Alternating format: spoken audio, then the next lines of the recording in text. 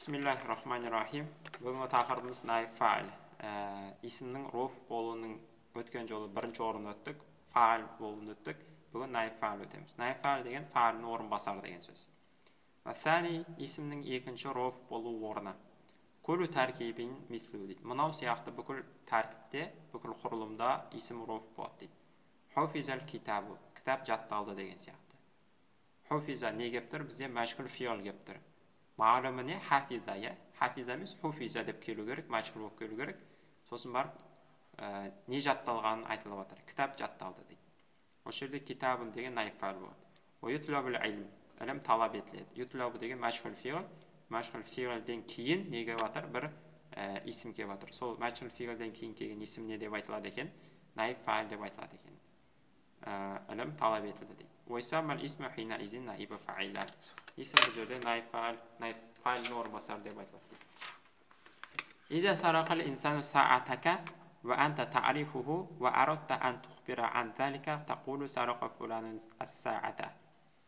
Егер де сенің сағатыңды біреу ұрлап алса, және кім ұрлағанын білсең дейді, онда ол жайлы хабар беру үшін сарақа фулану саата деп айтасың дейді. Пәленше сағатыңды ұрлады деп айтасың дейді. Мысалы айтып жатыр, иза дейді, егер де сарақа ұрласа инсан, қандай да бір адам, саатака сен сағатыңды ұрласа, ванта та'рифуху, және сен оны білсең кім ұрлаған, ва арадта, және қаласаң ан тухбира, хабар беруді, ан залика, осы жайлы, тақулу айтасың, сарақа ұрлады, фуланын пәленше, ас-саа, сағатты пәленше ұрлады деп айтасың дейді. Валакин дейді, алайда иза кунта ғайра ғарифин ләх, егер де сен оны білмесең дейді, ұрлаған адамды білмесең дейді. Ау ғарифан ләх вәлә туриду зикра исмихи, бірақ та оны білсең дейді, немесе оны білсең дейді, бірақ та оның есімін айтуды қаламасаң дейді. Тақулу, онда билай деп айтасың, суриқати ас-саа, сағат ұрланды деп айтасың, не деп айтасың? Ұрланды деп айтасың. Осы жерде сарақа десе маълум фиғыл, суриқа десе мәжһүл фиғыл екен. Маълум фиғылдан кейін не келеді бізде? Фағил келеді, ал мәжһүл фиғылдан кейін наиб фаил келеді екен. Фатах зифул фаиля, бұл жерде фаилді түсіріп тастайсың дейді. Ва тажалу маканаху лафза дала ала ма вақа'a алейхи фи'л, оның орнына үстіне іс түскен нәрсені қоясың дейді. Ва хуа лафзу саа, ол сағат деген сөз дейді. Бірінші мысалда не етін? Сарақа фуланын саатан, үш сөз етін. Сарақа фуланын ас-саата. Сосын барып суриқа деген кезде не болып қалды? Суриқа ас-сааты болып қалды. Фулан деген түсіп қалды. Фуланның орнына не түсіп тұрып қалды? Сағат тұрып қалды. Бірінші сөйлемде сарақа фуланын саата дегенде саата мафғул бих етін. Мафғул бих етін. Екінші сөйлемде не істедік? Фағилді алып тастадық та, оның орнына мафғул бихті қойдық. Мафғул бих не болып кетті? Наиб фаил болып кетті. Суриқа ас-сааты болып кетті. Вализалика юрфау, сол үшін ол роф болады дейді. Фаилдің орнына түскен үшін ол роф болады. Уайсама наиб фаил, және наиб фаил деп айтылады дейді. Ва туғайяру мааху суратул фи'л, және фи'лдің да көрінісі өзгереді дейді. Фаил, наиб фаил айналған кезде фи'л не істейді? Маълум фи'л, мәжһүл фи'лға айналады. Фи'лдің көрінісі өзгереді. وَإِنْ كَانَ مَاضِيًا ضُمَّ أَوَّلُهُ وَكُسِرَ مَا قَبْلَ آخِرِهِ. Егер де мади болса, онда соңы алдыңғы бас жағы дамаланады дейді, және соңыдан алдыңғысы кәсіраланады дейді. Мысалы, дораба зайдун амрун деп айтсақ, зайд амрды ұрды деп айтсақ, дорабаны мәшғүлге айналдырғанда не болады? Дуриба болады. Дуриба деген кезде дот дегеніміз дамақталады, ал ро дегеніміз кәсірақталады. Яғни соңынан алдыңғысы кәсірақталады, одан алдыңғы әрбір харекетті харп дамақталады, сарф нәтижесі бойынша. Вайза кана мудориан думма ауалху айдан ва футиха ма қабла ахирихи. Егер мудорих болса, әуелгісі дамақталады, соңынан алдыңғысы фахтақталады дейді. Мысалы, ядрибу деген ұрды дегенді, ұрылды деген айналдыру үшін юдробу деп айтамыз, соңынан алдыңғысы сукунда фатхақталады, юдробу деген кезде. Және де мудорих әріпі яй юдробу дегендегі яй, тудробу дегендегі та, удробу дегендегі алиф, нудробу дегендегі нун, алиф, нун, яй та әріптері, олар не істелінеді? Дамақталады екен.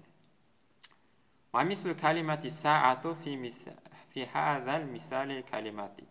Саату деген сөз наиб фаил болған сияқты дейді, жоғарыдағы суриқа саату дегендегі мысал, сурихати саату деген мысалдағы. Төмендегі мысалдағы мына сөздердің бәрі наиб фаил дейді. Яғни осы мысалдарға қарап, наиб фаил деген қандай екенін өз ойыңмен түсініп көр деп жатыр ғой. Мысалға қараған кезде түсінікті болады дейді бәрі. Мысалы, китабу деген сөз наиб фаил дейді. Мысалы, хуфизал китабу, кітап жатталды деген кезде. Немесе инсан деген сөз, хулиқал инсану, адам жаратылды дегенде. Немесе аннасу деген сөз наиб фаил. Мысалы, уршида насу, адамдар тура жолға түсірілді. Тура жол көрсетілді адамдарға. Немесе илм деген сөз. Мысалы, ютлабул илм, илм талап етіледі. Немесе ғанам деген сөз, қой деген. Туккалу ғанам, қойлар желінеді. Немесе хаин, қиянатшыл деген сөз. Мысалы, юбғадыл хаин, қиянатшыл жек көріледі деген сөздер дейді. Ва хаказа кулу калиматин сабақаха фи'лун бa'да тағйири суратихи ва даллат ала ма вақа алейхи фи'л дейді. Міне наиб фаилдің ережесін айтып отыр. Ва хаказа дейді, осындай дейді. Наиб фаил деген осындай болады дейді. Кулу калиматин, әрбір сөз сабақаха фи'л, оның алдына не келу керек? Оның алдына фи'л келу керек дейді. Бірақ қандай фи'л? Бa'да тағйири суратихи, ол фи'лдің суреті өзгеріп келу керек дейді. Яғни маълум фи'лден мәшғул фи'лге өзгерген болу керек дейді. Хафиза сарақа фуланун саатан болса, суриқа деп фиғыл көрінісі өзгеру керек дейді. Суриқати сааты деп. Ва даллат ала ма вақа алейхи фи'л, және істелген істі білдіру керек дейді. Нені білдіреді? Фаилден айырмашылығы наиб фаил істелген істі білдіреді екен. Ал фаилден нені білдіреді? Істеушіні білдіреді. Мысалы, суриқати саату, сағат ұрланды десе, ұрлау үшін сағат істеп атқан жоқ, сағат ұрланып жатыр. Ұрлау үшін сағатқа түсіп жатыр. Хуфизал китабу десе, кітап жатталды десе, жаттау үшін кім істеп атқаны белгісіз, әйтеуір жатталды. Бірақ жаттау ісі кімге түсіп жатыр? Кітаптың үстіне түсіп жатыр. Кітапқа әсер етіп жатыр. Кітап жатталды дейді. Сөйтіп, істелген істі білдіреді екен. Ютлабул илму, ілім талап етіледі десе, талап ету ісі неге әсер етіп жатыр? Ілімге әсер етіп жатыр. Бірақ талап етіп жатқан адам кім? Белгісіз ол. Өйткені ютлабу талап етіледі деген ілім фи'л мәжһүл. Сөйтіп істелген істі білдіреді екен біріншіден. Және де мәжһүл фи'лден кейін келеді екен. Осы нәрсе не деп айтады екенбіз? Наибу фаил, фаилдің орынбасары деп айтады екенбіз. Уахир дауан, алхамдулиллахи раббил аламин.